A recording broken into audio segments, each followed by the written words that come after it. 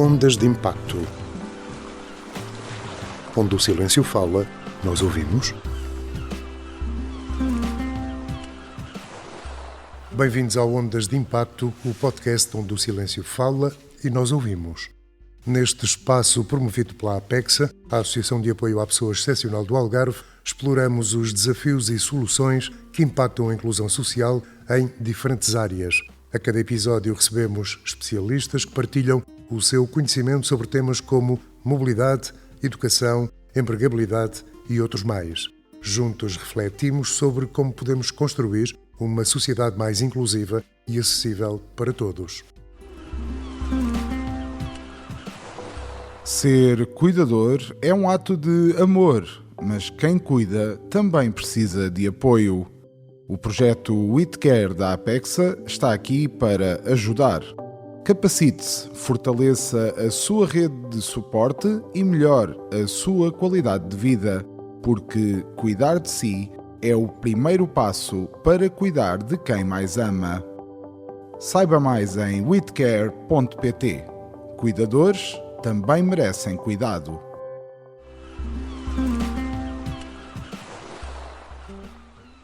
Ora bem, neste podcast Ondas de Impacto, que é assim que se chama, conversamos hoje com o professor Dr. Américo Mateus. É professor associado do Instituto Superior Manuel Teixeira Gomes e o resto vai-me contar o professor, porque deve ter para aí uma data de coisas para me dizer acerca daquilo que faz. Muito bem. Tenho, sim, senhora. Temos 2 horas. Temos 2 horas, faça favor. Obrigadíssimo pelo convite. É com gosto que estou cá. Sobre mim, só o necessário. Com 54 anos já tenho alguns anos de carreira académica. Essencialmente dou aulas na área da criatividade, dou aulas na área do design, do marketing, da publicidade. Estou neste momento como diretor de mestrados de design e economia circular, sustentabilidade, portanto um bocadinho mais virado para as questões da transição verde e dos problemas sociais complexos. Em termos de investigação, não só dirigir alguns centros de investigação, mas mais importante é projetos europeus na área de soluções baseadas na natureza e na área dos biodesigns e do biomaterial. O que significa, portanto, são tudo áreas onde estamos a falar da nossa contribuição enquanto criativos, enquanto pessoas, enquanto seres humanos, para a transição verde enquanto desígnio europeu e mundial, portanto, para a sustentabilidade e para a circularidade. Portanto, é mais aí que me vejo neste momento, muito mais do que a formação em gestão ou na área do marketing. Portanto, neste momento é mesmo um foco muito grande nas questões humanas e da natureza. Sediado em Portugal e a tratar de Portugal, é isso? Exatamente. Portanto, mas já esteve por fora, não? Dou aulas fora. Portanto, estou sediado em Portimão neste momento. Portanto, eu sou nascido em Lagos e depois vivi 30 anos em Lisboa com a minha atividade académica e profissional. Claro. Mas sempre desde 2004 que tenho tido a oportunidade de ser convidado internacionalmente para dar aulas, seminários, para dar conferências, mas essencialmente sou professor visitante na Áustria, na Bélgica, já fui também na Holanda e fora. Farta-se passear, enfim, não é? Antes fosse, mas também. Pois, também. Mas basicamente neste momento absolutamente sediado em Portimão, no ISMAT, Instituto Manuel Teixeira Gomes, Instituto Superior Manuel Teixeira Gomes, e muito orientado, como disse, para os projetos de investigação que neste momento são um foco, para além dos cursos de design de comunicação e de mestrado de design de comunicação. Muito bem, neste Ondas de Impacto vamos querer falar acerca de mobilidade, que eu creio que é algo que lhe diz muito. Muito bem. Professor, como é que descreveria o estado atual do planeamento urbano no Algarve em termos de inclusão e acessibilidade? Não é fácil, pois não? Não é fácil e tive agora de manhã numa outra conferência que me perguntaram o estado atual e futuro da educação no Algarve e eu tenho que fazer este papel porque me cabe também, enquanto investigador e enquanto algarvio, cabe-me o papel de fazer a ignição das nossas consciências e começar por um bom diagnóstico. Claro. E, portanto, eu diria que estamos num estado muito embrionário no que tem a ver com as questões da mobilidade, da inclusão, daquilo que também é muito querido, que é dentro destas áreas, a área das soluções baseadas na natureza, ou seja, desenharmos a mobilidade e desenharmos as nossas cidades, não só para as questões sociais, das quais inclusividade é extremamente importante, mas o próprio papel que a natureza deve ter novamente na nossa vida, das nossas cidades. Explico essa. As soluções baseadas na natureza, nos projetos que nós temos feito, nomeadamente um projeto que acabou agora em março, liderado pela Universidade de Coimbra e que nós tivemos o gosto de fazer parte, que é o chamado projeto Urbinar, a ideia foi trabalhar em 7 cidades europeias, em bairros com condições sociais más, degradadas, e perceber como é que planeadores urbanos, arquitetos, sociólogos, pessoas da área da criatividade, com os cidadãos conseguiam repensar aquilo que é a estrutura dos bairros, aquilo que são corredores saudáveis, para que eles sejam corredores onde tenhamos natureza, onde exista atividade social e onde exista uma perspectiva de inclusão no desenho daquilo que são as áreas comuns que um bairro, uma comunidade precisa de ter. Só um pequeno introito, isso entra perfeitamente no que se está a passar nos dias de hoje. Muito complexo. Exato, muito complexo. Exato. Esta perspectiva, para mim, e vamos perceber ao longo da conversa, neste momento é muito importante para aquilo para o que eu faço.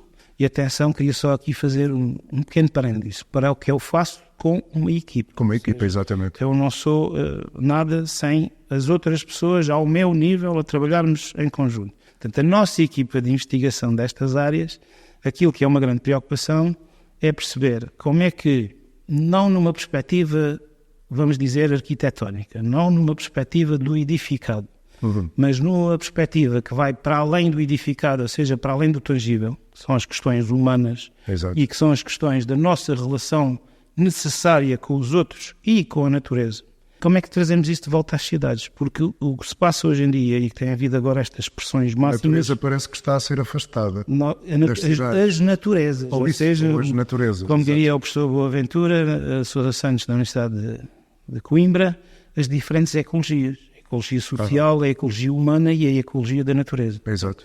Sem estas relações que se perderam, nós perdemos um bocadinho a nossa humanidade, a perspectiva do que é o bem e o mal, isto dito assim numa linguagem mais simples, que nos permite fazer coisas que nós achamos que podemos fazer porque sim, porque nós estamos a pensar nos outros, independentemente da nossa razão.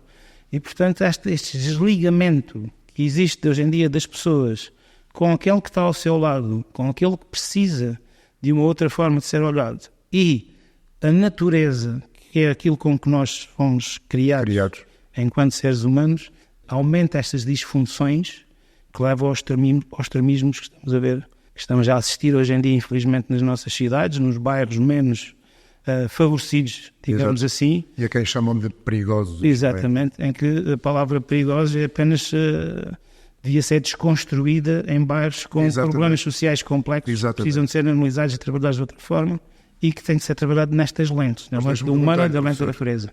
Alguma vez lhe pediram opinião para essas coisas? É que eu creio que não se pede opinião a quem se deve pedir opinião. Faz-se e acabou.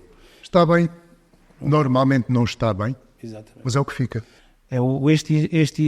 Agradeço a sua pergunta e respondo desta forma. Possivelmente eu, e de uma forma humilde, nem terei que ser ouvido. Vamos começar neste princípio. Mas a diferença muito grande dos projetos, como estes projetos onde nós intervimos em 7 cidades, sem que em Portugal foi no Porto, no bairro, nas comunidades difíceis da Campanhã, no bairro do Cerco, agora podem faltar aqui uns nomes e eu não quero estar a ser... Mas bairros complicados. Eu cresci um bocadinho no Porto, mas já não me lembro do nome desses bairros. São bairros complicados. Sim. A questão é a possibilidade de ter sido feito um projeto com vários especialistas europeus de várias áreas, que o trabalho foi todo feito com os cidadãos, ou seja, de forma colaborativa e participativa desde o início, gerou uma solução que está neste momento implementada, um corredor saudável que está neste momento implementado na área de intervenção, que é vivido pelas pessoas, que é usado pelas pessoas, que tem um sentimento de que eles participaram no desenho e na construção daquelas soluções. É a coisa mais importante do que eles sentirem-se parte de... E isso é um corredor que aproximou as pessoas, não as separou. É um corredor que, ao analisar a utilização das pessoas para as suas necessidades diárias daquele espaço, isto muito para os nossos colegas do projeto do Porto, do Biopolis e também da Universidade de Coimbra e muitos especialistas na área das ciências sociais, foi possível fazer um diagnóstico e, conversando com os cidadãos, perceber o que é que aquilo devia ser. O que é certo é que aquele resultado final inclui a natureza, trouxe a natureza de volta para aquela área urbana. Aquelas zonas.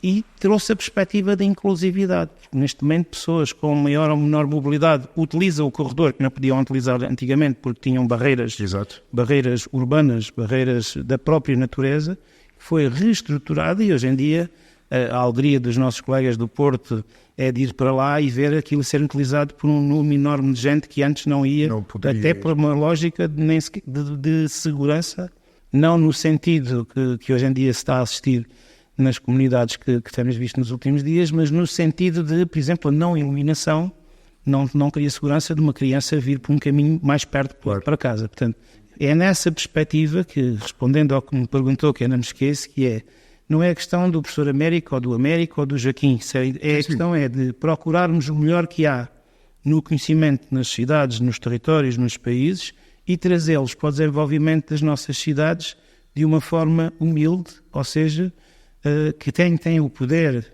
de fazer as coisas, quem tem acesso às linhas de financiamento, se calhar pensar que não é eles que sabem o que é melhor para as cidades, serão os próprios cidadãos. E é preciso os conhecimentos, as áreas, os expertises daquelas pessoas que estão preparadas para trabalhar com os cidadãos a todos os seus níveis, e nós no projeto do Porto foi muito bonito em termos de inclusividade, porque tivemos toda a representatividade das diferentes formas de não inclusão e conseguimos ouvi-los a todos e ter a opinião de todos para podermos, para as equipas e depois técnicas do projeto e da Câmara Municipal do Porto, poderem executar um projeto com base no que ouviram das pessoas. Portanto, não é ouvir o professor Américo, é pensar e utilizar aquilo que há de melhor nesta relação que a academia, que a investigação tem que ter com a realidade e com as cidades e com os bairros e utilizá-lo. Não é achar que nós é que fomos os eleitos, nós sabemos todos, e interessa é fazer aqui no bairro, interessa é ali construir 3 paragens de autocarro e isso resolve um problema. Possivelmente não resolve problema nenhum, só resolve um meio problema de não apanhar chuva enquanto se para o autocarro, mas resolve todos os outros que eles nem identificam. Aquilo que acabou de dizer entra perfeitamente na próxima pergunta que eu tinha para si. Que desafios principais identifica, especialmente para as pessoas com mobilidade reduzida? Porque eu creio que há erros demais por aí. Muitos erros, e eu diria que o principal erro nem começa nas questões tangíveis ou materiais, portanto, nos obstáculos. Esses são claríssimos. Começam na incapacidade de perceber o problema do ponto de vista da pessoa que tem essa incapacidade. Porque é uma coisa nós acharmos que, isto só precisa ter aqui uma coisinha para a cadeira de rodas, mas sem sequer percebermos se o problema é a passagem da cadeira de rodas. Exato. Ou é a pessoa sentir-se confortável a ir sozinha, ou se é a pessoa sentir que tem que fazer isto numa perspectiva com outros, em grupo ou em comunidade, e tudo isso influencia diferentemente aquilo que vai ser a solução e o projeto. Portanto, a incapacidade e os obstáculos não estão, na minha opinião, os maiores obstáculos não estão nas evidências físicas e tangíveis, aquilo que são obstáculos à mobilidade inclusiva, estão na incapacidade de ouvir o outro, de ouvir o que tem a diminuição e perceber o que é que na perspectiva poderia fazer sentido. E isso não acontece, não. Ninguém nos pergunta nada, faz-se e acabou. Muito nem que se faça uma rampa assim, que ninguém sobe cadeira nenhuma, sobe uma coisa dessa. Exatamente. Portanto, eu creio que há leis, que há uma lei qualquer para 6 graus ou coisa parecida. Por favor, nós vemos aí pela cidade rampas que até para nós que andamos é mais fácil ir pela escadinha a seguir. Certo. Não só as soluções e depois são mal implementadas, mas como digo, aquilo que me aflige mais é não se pensar a estrutura das cidades de raiz, com capacidade e visão e ao conhecimento do dia de hoje, à luz do conhecimento do dia de hoje. O que me diz, e bem, é uma regra, é uma fórmula que existe estudada relativamente à inclinação. Exato. De cor nem sei qual será a inclinação. Mas para mim o mais importante é perceber ao dia de hoje, à luz do que se faz hoje. E é aqui que nós temos que perceber e temos que realmente mudar a nossa perspectiva do que é isto de estar na Europa. Bate um bocadinho com o que eu falei de manhã, porque é isto. Uma coisa é, nós quando dizemos estamos na Europa, temos que assumir na sua plenitude. Estamos na Europa. Estamos na Europa. E ao estarmos na Europa significa que nós temos que perceber que este esforço que é feito de investimento para que haja projetos comuns em que vários países se juntam para aprenderem uns com os outros, que as boas práticas deste investimento, que no fundo o dinheiro é nosso, somos nós os contribuintes para o dinheiro da União Europeia, que este grande investimento que é feito em projetos e a forma para perceber o que é que deve ser pensado, como é que se deve atuar, qual é a melhor perspectiva do ponto de vista da entidade promotora ou do cidadão para que o projeto corra da melhor maneira. Portanto, nós temos que respeitar e estar na Europa significa aprender com estes projetos, com este investimento. E, portanto, percebermos que temos boas práticas a ser definidas por vários projetos europeus pioneiros. E depois, quando pensamos aqui na tomada de decisão do local, do político local, da entidade local, que nem vai procurar essa informação e dizer assim, vamos ali faz uma rampa, manda fazer uma rampa porque as pessoas chatearam. É isto que não é, isto é não perceber o que é estar na Europa e não tirar partido do que é estar na Europa. No fundo, na área que eu estou, que defendo, é esta capacidade de gerar conhecimento, de criar guias de trabalho a partir desse conhecimento que é gerado, que devem ser disseminadas e usadas. Portanto, os projetos que foram feitos, que têm boas práticas, não é para ficar na gaveta, é para qualquer município que vá trabalhar ao nível dessa, por exemplo, da intervenção no espaço urbano, a nível da mobilidade para a inclusão, vá procurar o que é que foi bem feito, vá replicar o processo que foi feito. E aí o professor está a mandar a coisa para cima daquilo que eu acho que deve ser o município. O município, os poderes legislativos, quem tem o poder de decisão. Sim. O que é que pode acontecer? Portanto, isso pode também acontecer que as entidades, como neste caso a associação, que é promotora da identificação de problemas e que é promotora do pedido de criação de soluções, passe também, eu não estou a dizer que não faça, estou a falar com o conhecimento que tenho, passe também por indicar às pessoas que há este problema, mas por favor façam lá um processo onde nós temos que ser ouvidos de princípio a fim, as pessoas que nós representamos, para que as soluções não sejam lá por vosso técnico apenas, mas que sejam pensadas tal como acontece no projeto A, B ou C. Portanto, eu acho que esta capacidade que nós precisamos ter de olhar para o que está a ser produzido e aquilo que está a ser, repara, no projeto que nós tivemos, implementamos isto em 4+3, portanto 7 cidades, não me enganei, e essa implementação gerou manuais, guias de trabalho. Portanto, eu sou coautor de um, os outros colegas são coautores de outros. Esses manuais são para ser lidos. Chamou-lhe a palavra certa, guias. Guias, exatamente. Deviam ser lidos, ou seja, deviam ser lidos por quem tem a responsabilidade, o poder de decisão e o acesso ao financiamento para fazer, os municípios, as freguesias, mas também, é uma deixa que digo, que deixo aqui, é um alerta, as entidades que depois estão neste processo e que são elas que fazem a ignição da necessidade de se fazer uma intervenção, que possam imediatamente pegar nestes guias e dizer assim, nós identificamos este problema e identificamos aqui uma boa prática que podia ser a forma de resolver o problema. Embora esse é um valor acrescentado que a associação ou qualquer associação pode dar. Mas o responsável que devia fazer isso é o responsável que está na cadeira, que tem o poder e que tem a decisão de fazer. Mas já que não o fazem, não nos vamos tirar a nossa vertente de cidadania, vamos, enquanto cidadãos, alertar, resolvam este problema, mas resolvam-no bem. Resolvam-no com as boas práticas que já estão aqui identificadas. Portanto, e aqui, só queria deixar que em todo este raciocínio continuamos na mesma a colocar a questão da natureza.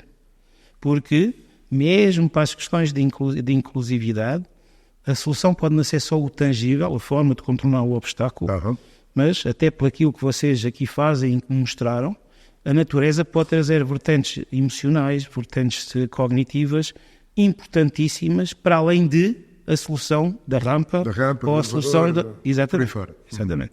E aquilo que nós vemos no Porto, no Parque de Cartes, há realmente ali uma introdução de soluções da natureza bonita, feita com os cidadãos, em que não é só o prazer utilizar agora aquele espaço em que permite pessoas que não podiam fazer neste momento a passagem para ali e usufruir daquela qualidade de vida, mas como há uma reaprendizagem da relação com a natureza e todos os efeitos que isso tem de bom, terapêuticos à pessoa. Exatamente. É preciso aprender outra vez. É preciso aprender outra vez. Para algumas pessoas é aprender pela primeira vez. Não é? Para alguns nem sabem que existe. Professor, falámos da Europa, falámos de Portugal, falámos de 7 cidades, eu agora vou falar de uma coisa que lhe toca de mais perto. E o Algarve? Ui! E o Algarve? Como é que a região pode ser mais inclusiva, mais acessível? Isso toca mesmo. Toca mesmo porque... Exatamente, toca mesmo. Custa-me também bater sempre nas mesmas teclas, mas nós precisamos de uma governança que procure fazer as coisas de outra forma e não para as soluções que têm feito até aqui. E para isso é preciso fazer uma assunção, todos, enquanto região, dizer assim, nós não podemos estar satisfeitos, como muitos se mostram, a maior parte dos políticos demonstram-se satisfeitos, isto é a melhor coisa do mundo, não é. Pois. Nós temos que partir de um princípio que é preciso fazer um reality check, portanto, fazer uma chamada à realidade e dizer que nós temos uma região cheia de problemas de mobilidade, que foi feito um desenvolvimento desenfreado, que não foi planeado e que tornou as cidades, não só uma, com falhas graves ao nível da mobilidade, e se pensarmos então na inclusão, muito mais, e se pensarmos então na inclusão da natureza é zero.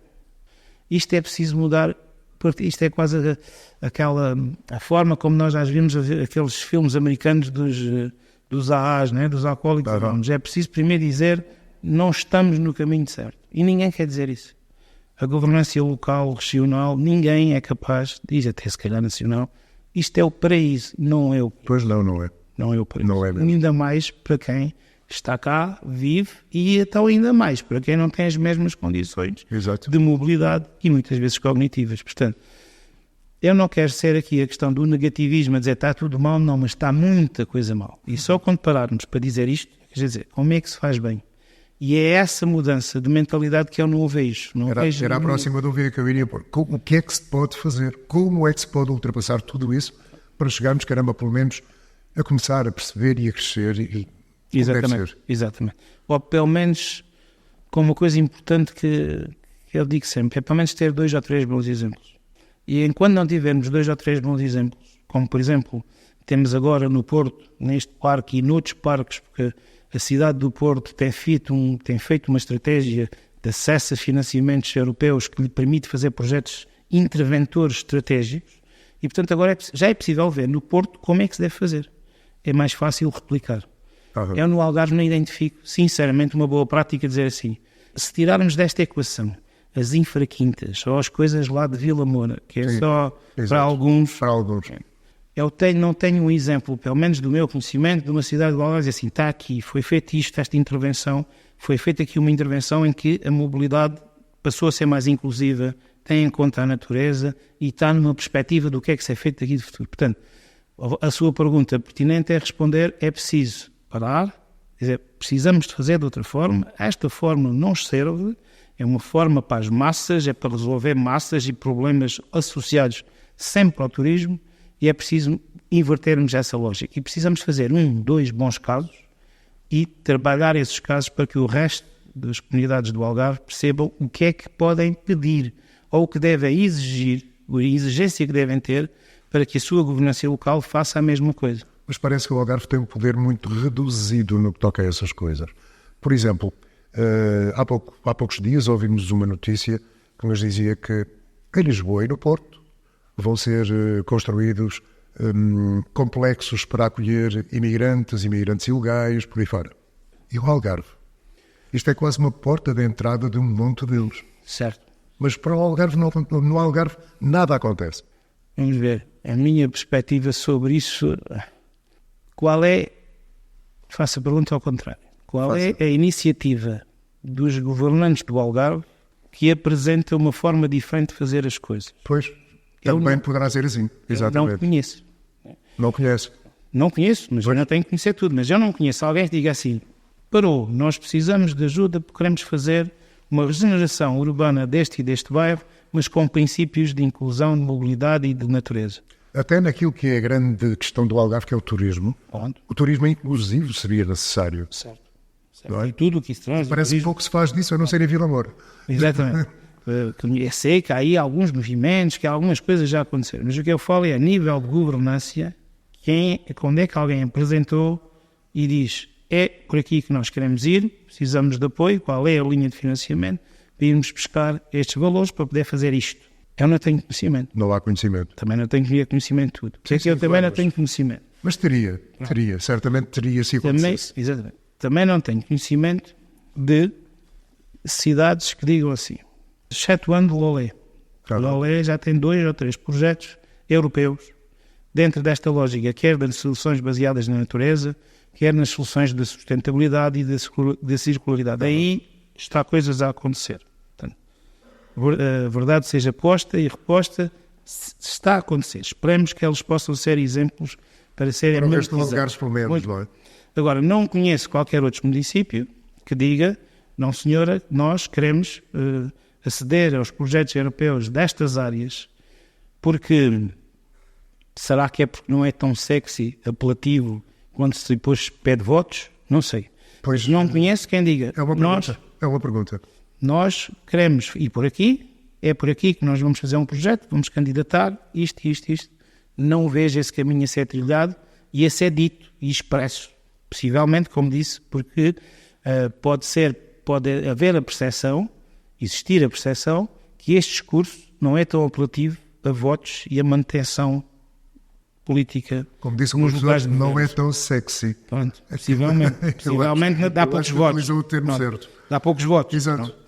Mas o que é certo é que, portanto, porque é que Lisboa e Porto, se calhar Porto então eu tenho este conhecimento, Porto, aliás, nós somos um projeto no meio de tantos que foram feitos no Porto, o que eu participei, não é meu, o que eu participei, o que é ouvido da governança do Porto foi dizer assim, nós aprendemos com este projeto, mais do que o corredor que está lá e que é utilizado e que para nós é uma energia ver o parque a ser utilizado num sítio difícil como não era, mas aprendemos que vale a pena fazer as coisas com os cidadãos e estão a replicar e replicam essas coisas, portanto, possivelmente, por isso é que eles têm mais projetos para fazer e aparecem com mais propostas e depois são anunciadas as soluções. Agora daqui, se a gente só fala do turismo e precisamos de mais milhões para isto e para aquilo e mais 50 resorts e mais 10 resorts que nos vão trazer o MTI. Pronto, enquanto isto estiver afastado do discurso político, também acho que dificilmente alguém de nível nacional diz, agora tem que fazer assim. E isto desencaba com mais uma percepção que eu tenho de assistir a vários discursos, que é, apresenta-se como grande feito ir buscar linhas de investimento para o Algarve ou de financiamento para o Algarve relativamente à transição verde, mas depois não se agita, não se desafia a sociedade civil a ir utilizar esses recursos. Portanto, não chega a ir buscar 300 milhões para a transição verde à Europa. E que haja 300 milhões, o que é que... E que esses 300 milhões não sejam só para a Câmara Municipal A ou B fazer alguma coisa parecida ao verde, mas sim para as comunidades, para os bairros e para as pessoas utilizarem e fazer alguma coisa. Mas para isso é preciso agitar, porque as pessoas também desconhecem. Portanto, e isto aqui há um gap também... E há alguma falta de interesse das pessoas, não lhe parece? Porque se não há exemplos de participação, as pessoas também não veem para que é que serve a participação. Pois. Eu lembro-me que nas primeiras sessões do Porto foi muito difícil trazer as pessoas à discussão, à conversa sobre as coisas, mas depois houve um crescendo, as coisas foram percebendo-se que ia haver um resultado final concreto. As pessoas vão aderindo. Embora, isto agora já é da minha vertente académica, é claro que a cultura de participação dos cidadãos é muito maior no centro e norte da Europa do que no sul. Mas também a verdade do projeto é que, a partir do momento que se levou a cultura de participação de uma forma objetiva, ou seja, vai nascer um corredor com base na vossa participação, ela foi possível. Portanto, é sinal que é possível mudar esta falta de cultura de participação que os povos do Sul, nomeadamente os nossos, têm. Porquê? Muito simples, porque nós aqui estamos habituados a ser chamados para orçamentos participativos, e depois é para ideias de 15 e 20 mil euros, é isto que é o orçamento participativo. Nada contra, mas isso é uma gota d'água. Ou são chamados, como na cidade onde eu vivo, a participar em workshops de uma coisa chamada o Plano Estratégico de Mobilidade, e o workshop do Plano Estratégico de Mobilidade foi, isto vai ser assim, o que é que acham? Isto não tem participação, isto está aqui, digam o que podem achar ou calem-se por exemplo. Pronto, isto não é participação. Pois não. Podem pintar o que quiserem. Participação é chegar de início ao pé das pessoas e dizer, nós temos aqui um desígnio, temos um objetivo, queremos resolver. O que é que vocês sentem? O que é que lhes faz falta? Qual é o diagnóstico? E é irmos ao local com as pessoas. É irmos, muito bem, é aqui que você transita, habita, é aqui que você precisa de mobilidade. Onde é que está o obstáculo? Onde é que está o que é que o inibe? O que é que falta? Pronto. E a partir daí começar a emergir um bom diagnóstico e depois emergir soluções com as pessoas. Mostrando às pessoas que, se calhar, já foi feito em França, se implementarmos aqui uma determinada solução, isto ficaria assim. O que é que acha? Isto é participação. Perguntar às pessoas, fizemos isto, o projeto vai ser assim, o que é que acham? É validação, não é participação. Dito isto... Raramente alguém responde a essa pergunta, o que é que acham? Achamos bem, em frente, sem se pensar sequer se está bem, se está mal, se não... Exatamente, se não se deu às pessoas os elementos para que eles tenham pensamento crítico e pensamento criativo sobre as coisas, muitas pessoas não são especialistas de soluções urbanas, não são especialistas de soluções da natureza. Tem que ser, digamos, tem que ser alimentado aquilo que é que nós damos e as ferramentas que damos aos cidadãos para que eles possam pensar, ok, se isto foi feito ali assim, o meu problema é parecido, porque é que não se faz uma adaptação daquilo? Porque eles também não vão dizer que faça-se assim, porque também não sabem. Claro. Mas poderão sempre dar opinião. Exatamente. E as opiniões são para ser ouvidas. E as ruas colhidas. A realidade das realidades é que a equipa projetista do Parque dos Cortes do Porto, é claro que a solução que lá está implementada e vivida pelas pessoas com tanta felicidade é muito partiu daquilo que foi observado e daquilo que foi dialogado com os cidadãos. Outro exemplo desse parque é o facto de um elemento de ruína a que as pessoas deram um valor cultural que ele possivelmente poderia não o ter na perspectiva de património, ficou lá, porque as pessoas valorizaram. Pois. A equipa técnica desunhou-se, como costuma dizer, para criar o que tinha a criar, deixando aquele elemento cultural que as pessoas identificaram. Dá-se de história que as pessoas conhecem. Ora, alguém que viesse de fazer um projeto e mandar aquilo tudo abaixo, e no fim apresentava, concordam com isto ou não, e as pessoas nem pensavam, já tinha abaixo. Já estava. Portanto, parte muito da forma como se fazem as coisas, a capacidade de um sítio, de uma comunidade, de uma região, de uma cidade, de uma região e depois de um país, reivindicar a capacitação técnica e financeira para a realização de um projeto com estas características. É daqui que tem que ser pedido e não é dado de cima, imposto de cima. Professor, se falarmos do Algarve, que é coisa que lhe toca, exatamente, e toca e nota-se nos seus olhos, que é coisa que toca com força. Exatamente. Então vamos fazer aqui um breve intervalo para lhe oferecer um bolinho destes. Sim, senhor. E um cafezinho destes. E para lhe falar de quem faz isto. Muito bem. Isto é um projeto da Apex, chama-se OneBean. É um projeto que promove a empregabilidade de pessoas com deficiência através de oficinas de desenvolvimento sustentável e criando produtos específicos enquanto fortalece a confiança de quem o faz, que fica a ter noção de que tem, de facto, algumas capacidades laborais. São eles que fazem esta coisa que aqui está e serve para a gente acalmar um bocadinho, porque já vamos voltar ao Algarve e o senhor vai abanar outra vez. Ok, vamos embora, vamos lá abanar. O que é que eu adoro o café. O café é muito bom, muito é? Saboroso. Eu ainda não o tomei porque para mim falta açúcar. Eu sou um viciado em açúcar, é uma desgraça. Não posso com diabetes. Mas está-lhe a saber bem. Muito bem. E ainda provavelmente mais daqui a bocadinho vamos mostrar-lhe onde se faz. Muito bem. Ainda mais porque são coisas que me dizem muito a capacitação das pessoas. E serem as pessoas a fazer as coisas. Exato. Independentemente, com ou sem, mais ou menos capacidade cognitiva ou física de o fazer. Claro que está de ver. De certeza. Vale a pena ver. Sou uma pessoa que acha que isso é para isso que cá estamos. Vamos fazer uma casinha, está bem, porque já estou a ficar com os olhos como os seus. Isto parece que esta coisa pega-se. Quando sentimos as coisas, elas pegam-se, não é? É sim. E neste momento, no que me toca a mim, eu estou a viver coisas que conhecia de longe e agora estou a conhecê-las de perto. E isso faz lágrimas nos olhos. Faz mesmo. Já sei que gostou do café, daqui a bocado vai gostar do bolinho, mas vamos lá. Vamos lá. Vamos falar de gente com alguma idade.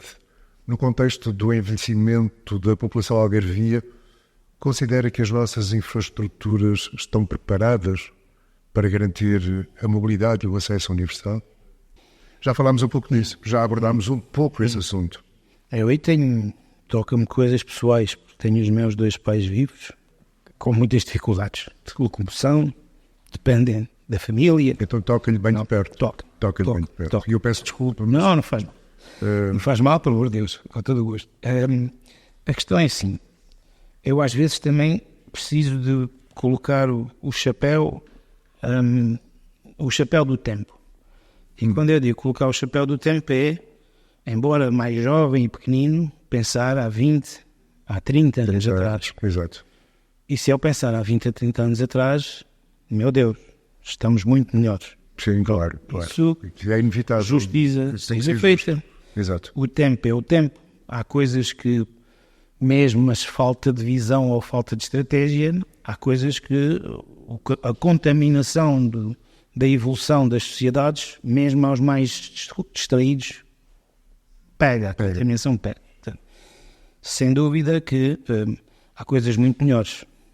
Acesso à saúde, por exemplo, que é uma mobilidade, nesta perspectiva do acesso a, eu vejo o acompanhamento que os meus pais hoje têm, eu diria que há 15, 20 anos atrás seria impossível. Não teriam. Certamente não teriam. Com as dificuldades, não teriam. Hoje tem. Portanto, há aqui um trabalho a nível regional. E felizmente, professor, têm filhos que olham por eles também, acredito eu. Exatamente. Que é coisa que não acontece a muita gente. Por isso é que eu digo, exatamente. Dentro dessa necessidade que eles têm de apoio, sempre tiveram familiares próximos e os filhos, com capacidade mínima de lhes dar conforto. Mas, há 20 anos, eles não teriam o acompanhamento que têm hoje. Exato. Verdade, seja reposta ou dita, realmente a nível, por exemplo, aqui da região do Algarve, alguma coisa tem sido bem feita na área da governança de saúde. Inclusive, posso dar o testemunho que não só o acesso em normalidade de acompanhamento, mas o acesso também em normalidade de doença extrema, ou o acesso à facilidade com que hoje se consegue que o serviço, por exemplo, por falta de mobilidade, vá à casa do meu pai fazer uma injeção semanal que ele precisa fazer por causa da esclerose múltipla, portanto, isso sem dúvida são ganhos. Sim, claro. Mas aquilo que disse toca no ponto, que é, há muitos idosos que não têm os filhos por perto. Exato. Foi uma das coisas boas ter voltado para o Algarve 30 anos depois. Agora, basta.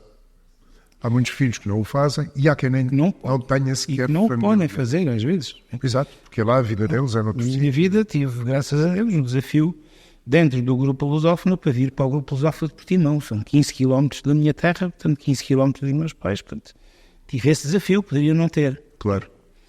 Agora, essas pessoas que têm menos possibilidade de acompanhamento familiar e menos capacidade por essa via, menos capacidade de mobilidade, eu acredito que ainda há muita coisa a fazer nestes serviços.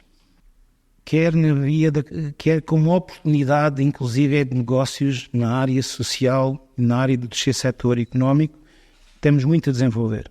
Portanto, isto se calhar, termos uma empresa, uma startup que faz as viagens dos turistas para o aeroporto e dos aeroportos para os turistas é muito fácil, mas se calhar também não é complicado fazermos uma empresa privada que acabe por, a preços justos, conseguir fazer esses serviços a quem precisa, nomeadamente da idade.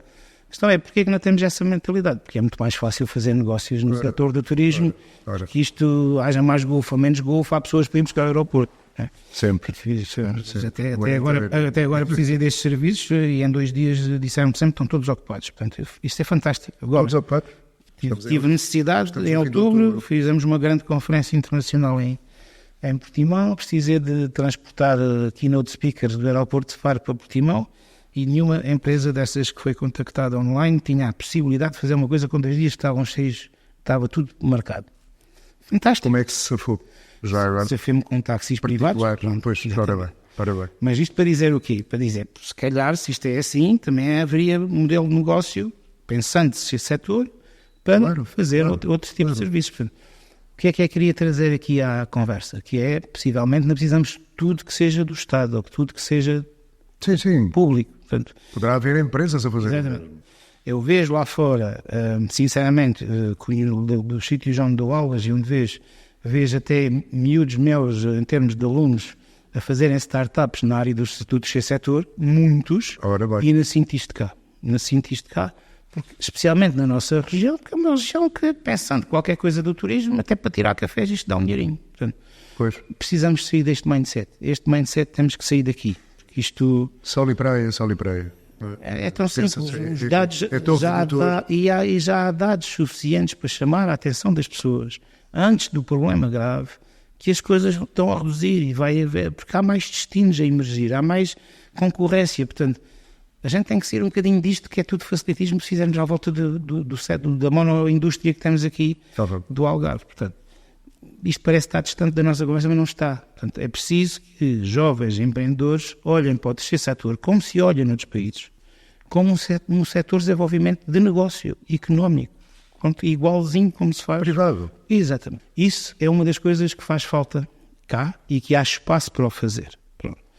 Agora, relativamente à questão das cidades, isto vai encadear-se um bocadinho com o que nós já conversamos. É possível perceber que as cidades não estão preparadas, não têm poucas coisas preparadas para as questões da gerontologia, ou seja, para as questões da atividade e da capacidade de gerar atividades para as pessoas mais velhas. Exato.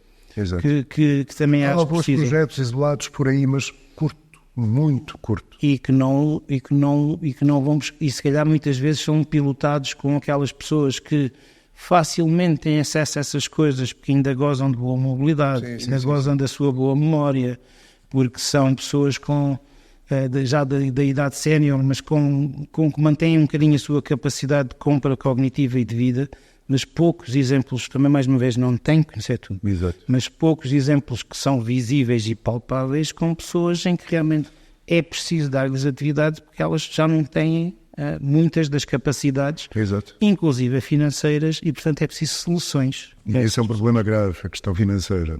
É um problema grave de quem vive, por exemplo, isolado. Claro. Como é que faz?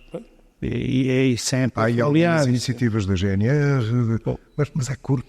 É preciso aí mais qualquer coisa também, e que são, admitindo, como já disse, percebo que há muito melhores condições que há anos atrás, mas temos que evoluir nesses pormenores, porque são por maiores, porque são pessoas que estão a ficar absolutamente fora de tudo o que está a acontecer, porque ninguém tem soluções que os incluam com as suas próprias especificidades económicas e de saúde, e físicas e mentais. Portanto, há muito trabalhinho a fazer e, mais uma vez, há muita coisa para estudar daquilo que tem sido feito a nível de projetos europeus. Vão ver o que é que são boas práticas, vão se inspirar em startups de sucesso do terceiro setor. Deveria ser obrigatório, caramba. Mas a gente aqui acha que isto é dinheiro. Deveria ser obrigatório. A gente acha que a Europa é só para pedir dinheiro, para gastar aquele dinheiro em umas viagenzinhas e depois daquilo é esquecer-se. E às vezes nem sequer o vamos buscar para gastar, que é uma das coisas que anda por aí a acontecer. Isso é muito assim, mas mesmo nós precisamos de ganhar conhecimento com os outros para podermos fazer melhor que os outros já fizeram. E isso é importante em qualquer atitude, sejamos cidadãos, associações, gestores políticos, gestores públicos do bem comum. É ganhar esta atitude, mais do que a atitude eu já sei o que vou fazer porque sou iluminado. Para terminarmos esta primeira parte deste podcast, que terá duas partes, como já falamos, eu voltaria um bocadinho atrás e depois relaxamos um pouquinho. Porque o professor falou-me do Porto. Ora bem, eu cheguei ao Porto com 8 anos. O Porto era horrivelmente feio, cinzento, sujo. O Porto está uma cidade espetacular. Está a ser assim. E muito tem a ver com aquilo que nos disse aqui. Tem, na minha opinião, tem muito a ver com a capacidade que tem havido nos últimos anos de visão estratégica política. Não interessa partidos, sem partidos, até são movimentos. A questão eu tive 5 anos, mais meio ano, a trabalhar com aquela instituição. E o que eu ouvi de políticos e de técnicos é o que eu queria ouvir em todas as cidades.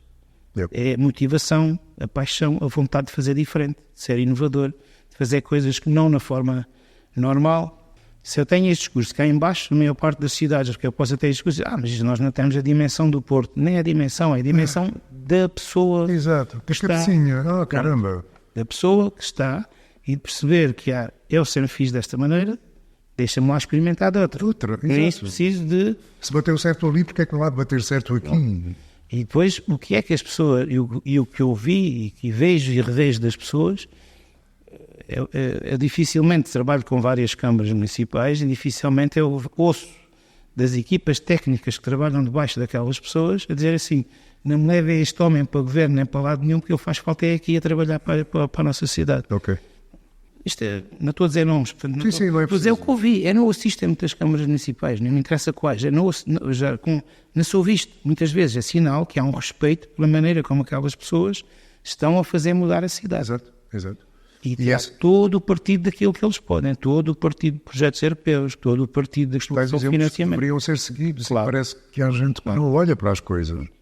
Chega a estar em municípios onde me dizem que são ordens de superiores não fazer projetos europeus que dá muito trabalho. A ordem superior.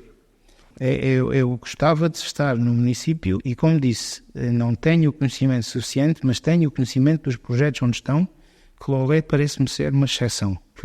Também tenho que, do meu lado, a perceber-me, acompanhar melhor para poder estar e aprender com eles no que estão a fazer, mas são dos poucos municípios que eu percebo que estão a aproveitar estas linhas todas que a Europa tem para mudarmos para o sentido certo, e isto faz muita falta no Algarve, e outros municípios precisam de abrir a pestana. Sangue novo. Exatamente, abrir a pestana. Ou isso.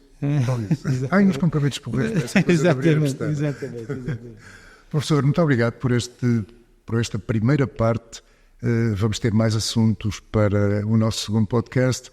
Agradeço-lhe ter vindo e até mais logo. Até mais logo e muito obrigado pelo convite e pela excelente conversa.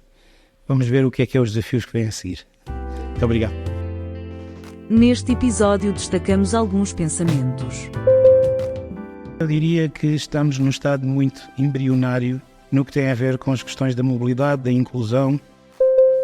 Os maiores obstáculos não estão nas evidências físicas e tangíveis, aquilo que são obstáculos à mobilidade inclusiva, estão na incapacidade de ouvir o outro. Sonha com um mercado de trabalho mais inclusivo? O projeto Inspira 2024 da Apexa está a transformar essa realidade.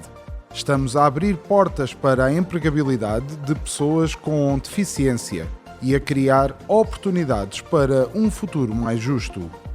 Empresas e talentos, juntem-se a nós. Saiba mais em apexa.org. Inspira 2024. Juntos criamos inclusão.